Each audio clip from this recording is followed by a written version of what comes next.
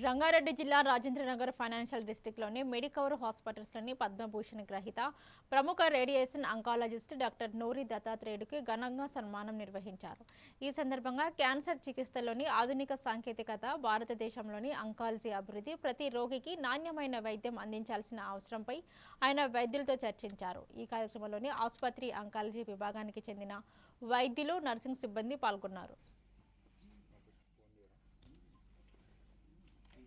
Screening and prevention.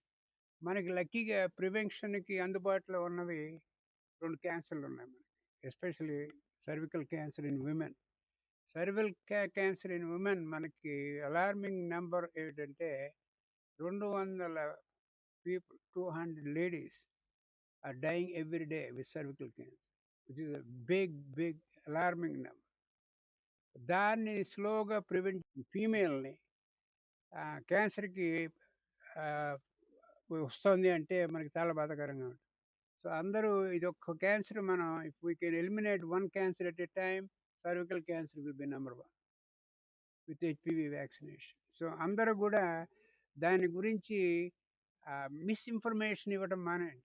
Media వాళ్ళు పబ్లిక్‌లోకి. Correct information ఇవ్వండి. అన్ని వెస్టర్న్ కంట్రీస్‌లో మేము 25 ఏళ్ల నుంచి వాడుతున్నాం హెచ్‌పివి వ్యాక్సినేషన్. విత్ ఎక్సలెంట్ నాకు క్లోజ్ టు 99% రిజల్ట్.